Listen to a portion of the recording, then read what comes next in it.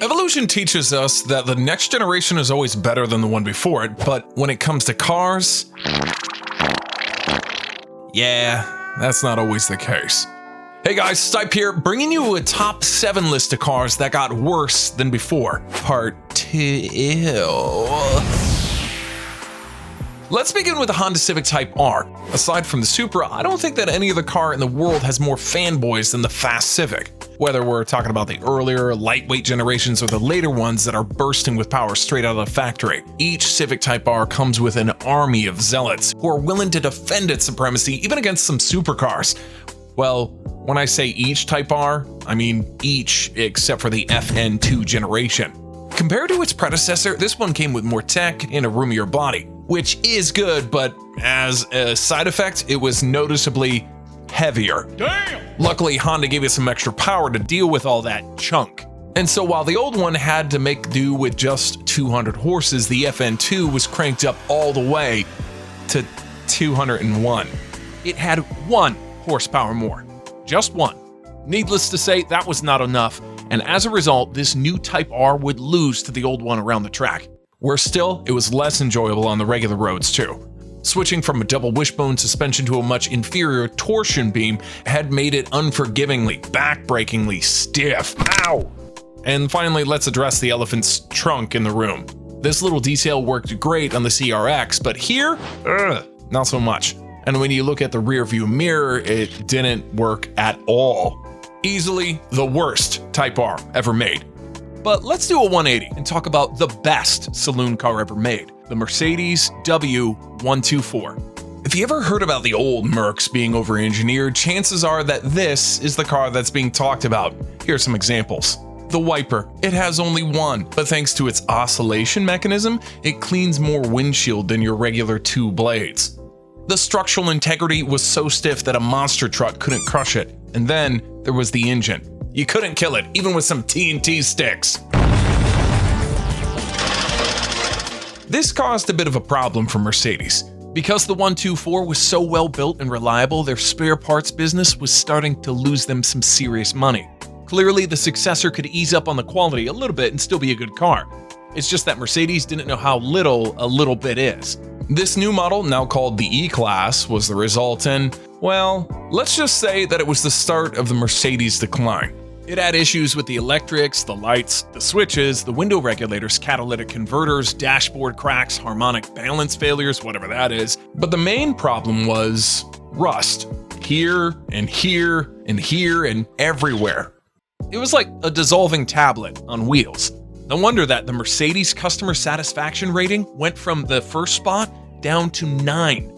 From the bottom. This is the worst.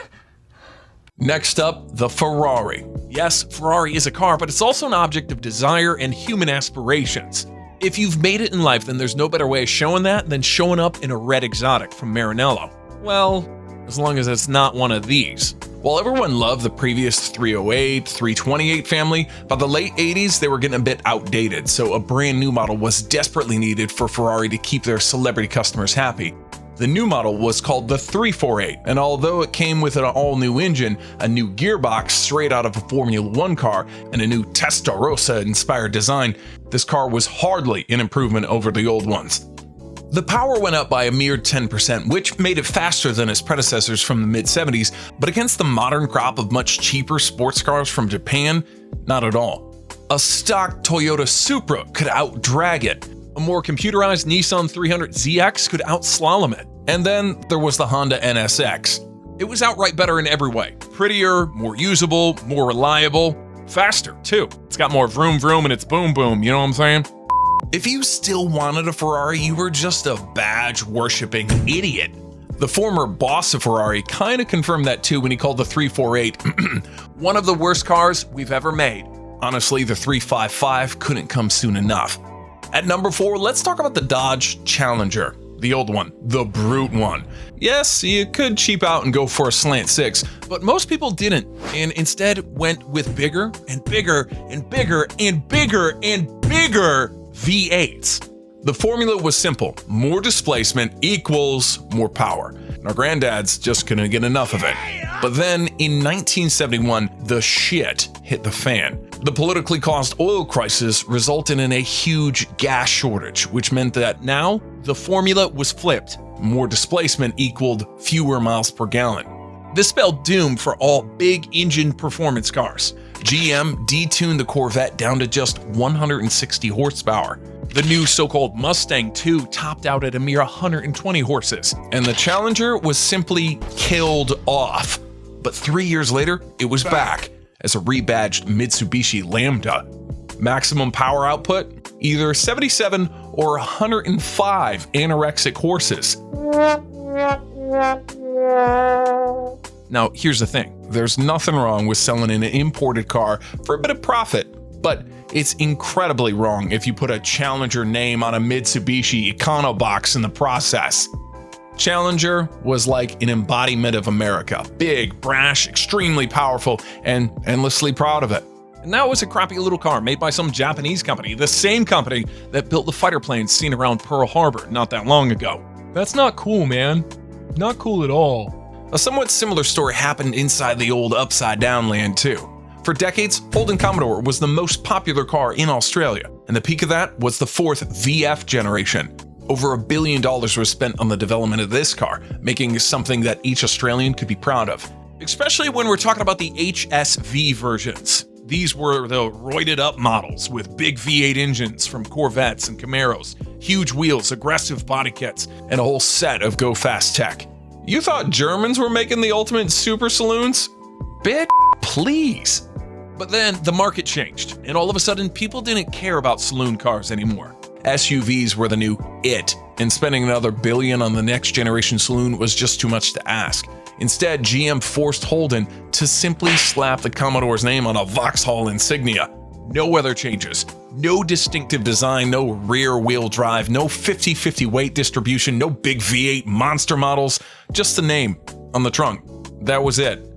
That didn't go well with the few remaining saloon-seeking Aussies, and after just 2 years, the insignia Commodore was gone. But that wasn't all. Holden manufacturer went out of business too, which is not a bad thing. At least that way, they don't have a chance to put a Commodore name on an SUV. Another saloon car that fell short of this was the third-gen Ford Taurus, but unlike its Aussie counterpart, the Taurus failed the opposite way. It became more interesting. Whoa! Yeah, that's definitely not a boring-looking car at all, but damn, it's not good-looking either. Here's the problem. Taurus used to be the car for the masses. Nothing crazy, 4 doors, 4 wheels, an engine, and a steering wheel. That's it. That's all that there was. In the fashion industry, that old car would have been a pair of blue jeans matched with a plain t-shirt. You know, something most people would wear. If you experiment too much with that simple design, then you'll end up with something that only Lewis Hamilton would wear. What the hell is even that? And that's exactly what happened with the Taurus 3. Ford saw how car designs in the 90s were getting more curvy and pushed that slider all the way up to 11, which made it look like a stage in a frog's life. But the design wasn't the only issue. Under that fugly body laid much of the underpinnings from the previous generation. It's still largely the same old car, only a submarine now. Consequently, the Ford Taurus lost its position as the best-selling car in the United States to a more conservatively styled Toyota Camry. I am shocked. Shocked! Well, not that shocked. Now, before I reveal my number one, here are some honorable mentions. See if you can guess them.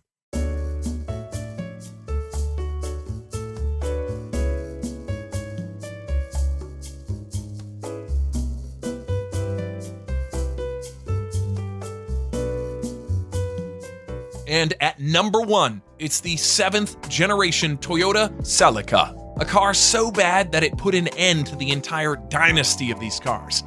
Think about what that means. A sporty coupe that was around since the 70s, that gave birth to a separate supermodel, that ripped and torn in the world of rallying. It all ended with this one right here. And what's worse, this disappointment followed the absolute peak of Celica's evolution, the rally-bred ST205. So what went wrong? Two things: lack of performance and something that you'd never expect from a Toyota, the lack of quality. Let's talk about performance first. This was the only model that came with a front-wheel drive only. No burn-in rears, no rally fours, but At least you had a large choice between two 1.8-liter engines. That was sarcasm, by the way. The weaker 1ZZ tuned for fuel economy and a more potent 2ZZ made by Yamaha. Usually, a Yamaha engine means you have something special on your hands, but here you were better off with the economical one instead. Why? Oh, it was just blowing itself up after around 100,000 miles thanks to a faulty oil pump.